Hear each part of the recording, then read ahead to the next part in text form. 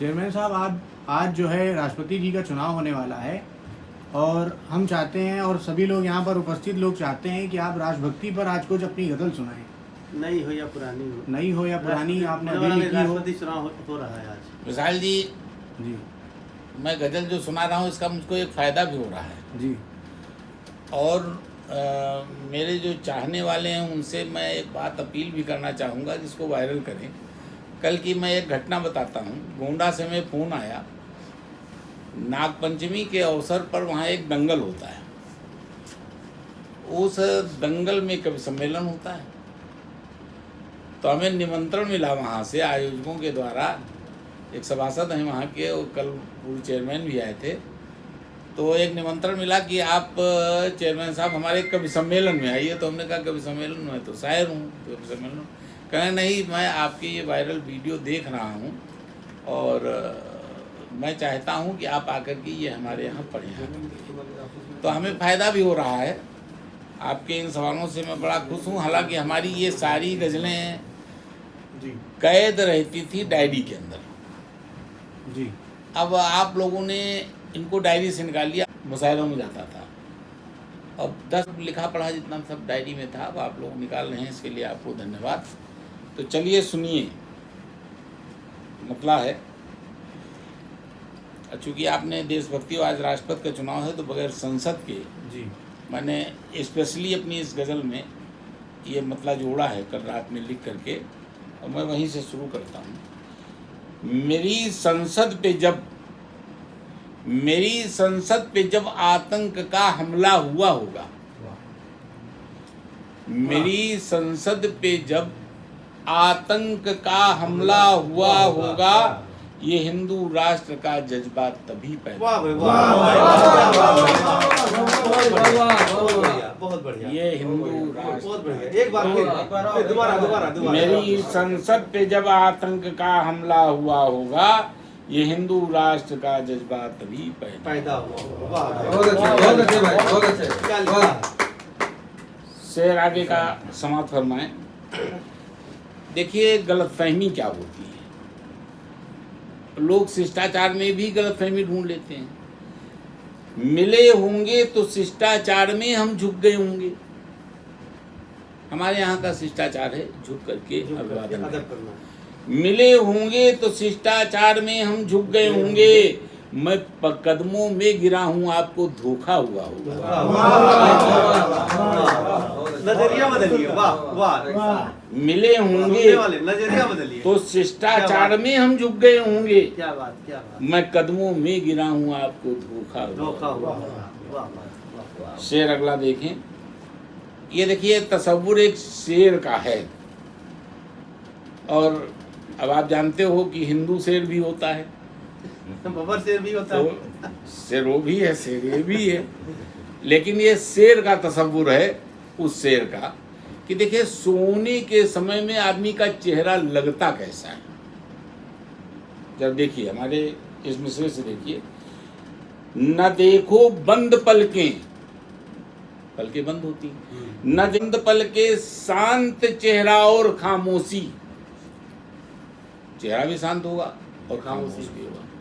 न देखो बंद पलके शांत चेहरा और खामोशी। और शेर चिढ़ता किससे है? पकड़ मत मूंछ लेना, वो भी सोया हुआ। पकड़ मत मूंछ लेना, वो भी सोया हुआ होगा। बहुत उम्दा। वाह, क्या बात। ये हिंदू है, सोने दो, जगाना नहीं। अब एक शेर है, थोड़ा सा मतलब जो है, नहीं भाई बैठे हैं, लेकिन आप पे नहीं कह रहा हूँ। उठक बैठक नहीं करते हैं, तांडव नृत्य करते हैं। उठक बैठक नहीं करते। देखिए, हमारा जो मसला क्या है, ये मसला ये है कि हमारे जो उपासना है, हम अपने ईश्वर को खुश कैसे करते हैं। तो या तो आसन मार करके करते हैं, आसनी पे बैठ जाते हैं, और या फिर तांडव करते हैं। तांडव करते हैं जिससे हमारा ईश्वर प्रसन्न होता है। तांडव नृत्य आप लोग समझते हैं। उठक बैठक नहीं करते हैं, तांडव नृत्य करते हैं। और उसके बाद है क्या कि अभी त्रिशूल शिव जी का कहीं रखा हुआ होगा। अभी त्रिशूल शिव जी का कहीं रखा हुआ होगा। एक शेर और है थोड़ा सा, देखिए है तो एक बड़ी समस्या को लेकर के है कि अगर हमारी जनसंख्या बढ़ रही है तो हमको अपने संसाधन और अपनी थोड़ा सा स्तर को बढ़ाने का प्रयास करना चाहिए। जनसंख्या अगर बढ़ाओ तो उसकी तरक्की का रास्ता भी बढ़ाओ और उसकी तरक्की कराने के लिए सोचो, लेकिन उल्टा है। जनसंख्या बढ़ने के साथ साथ में हम उनकी तरक्की के लिए नहीं सोचते, तो नौबत क्या पैदा हो गई। आज की स्थिति में पैदा क्या हो गया, आज हमको समाज में देखने को क्या मिल रहा, सुन लीजिए। और ये मैं चूँकि उम्मत का मतलब दोनों तरफ आ जाएगा, हमारे यहाँ भी ऐसा है और वहाँ भी ऐसा है। कटोरा हाथ में लेकर तुम्हारी बढ़ रही उम्मत, कटोरा हाथ में लेकर, कटोरा हाथ में। आज की तरक्की कटोरे पर आ गई है, भीख मांगने पर, वो चाहे राशन हो चाहे आवास हो। कटोरा हाथ में लेकर तुम्हारी बढ़ रही उम्मत, तेरी तकदीर में शायद यही लिखा हुआ। कटोरा हाथ में लेकर तुम्हारी बढ़ रही उम्मत, तेरी तकदीर में शायद यही लिखा होगा। तकदीर अपनी बदलो, अपनी तकदीर बहुत बढ़िया लिखी नहीं है, बदलो। एक शेर है, आजकल आप देखते हो टीवी डिबेट पर बड़े मौलाना दिखते हैं, तो अब तो खैर मुसलमान भी कहने लगा कि 5-5 हज़ार रुपये पर, 2-2 हज़ार रुपये पर आते हैं डिबेट पे। हाँ। जबकि इस्लाम में ऐसा नहीं है। इस्लाम में कुरान में एक आयत आती है जिसमें ये कहा गया है कि किसी कुफ्फार से बहस ही न करो। तो भाई उनकी नज़रों में तो हम कुफ्फार हैं, तो अल्लाह और रसूल को मानने वाले तो हैं नहीं। तो जब बहस करोगे तो हम तो तुम्हारे पर यकीन तो लाएंगे नहीं, उल्टा तुम हमसे 4 बातें सुन लोगे।